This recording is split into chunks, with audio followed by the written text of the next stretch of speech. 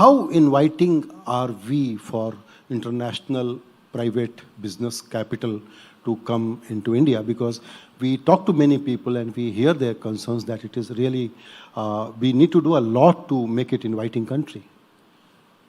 Yes, what you are saying is correct. But if you were to ask me, have we done a lot in the last 10 years? My answer would be yes. Do we have to do more in the next 10 years? My answer would be yes. If you say in the past, could we have done better?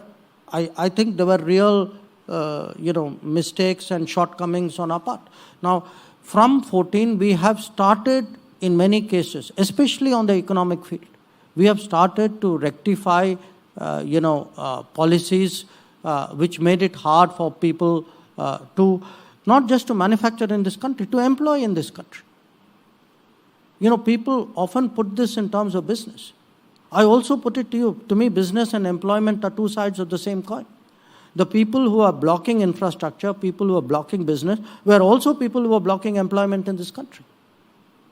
And today, I would say, this is how to become more competitive, how to create, how to bring in jobs, how not bring in yesterday's jobs.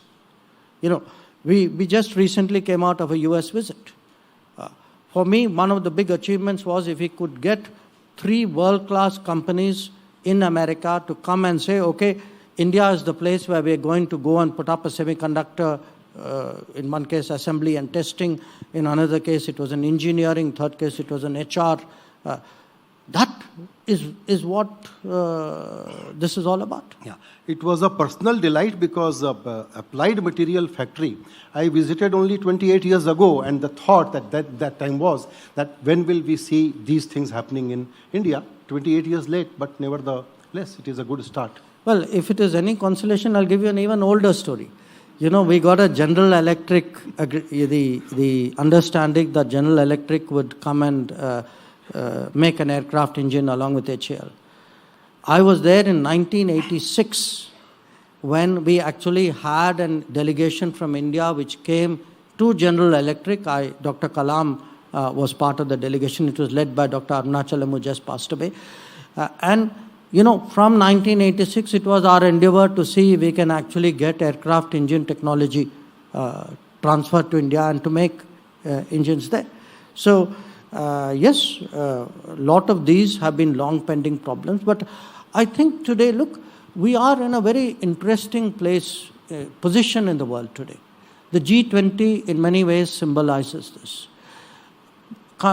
The world sees us today, and if I were to give you 4 or 5 examples, with this whole buzz about Chandrayaan, genuinely, I mean it. People are very excited about Chandrayaan. And the fact that it went close to the South Pole, it was a very difficult mission. If you talk today to people about 5G and say India is today deploying its 5G stack at a very rapid pace. I went through this whole COVID experience. It wasn't just the vaccine. It was equally the CoWIN platform. The fact that we could organize in a systematic way without any marpeat for 1.4 billion people to have their vaccination. It was, a lot of the world saw it as a marvel.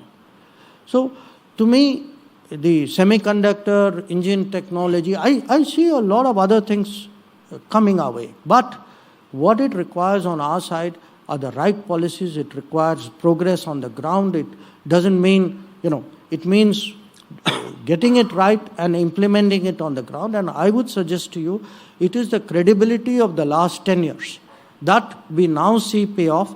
We now see payoff, whether it is applied materials, whether it's a General Electric, or whether it is the fact that 125 countries came and met us and said, please put forward our position at the G20.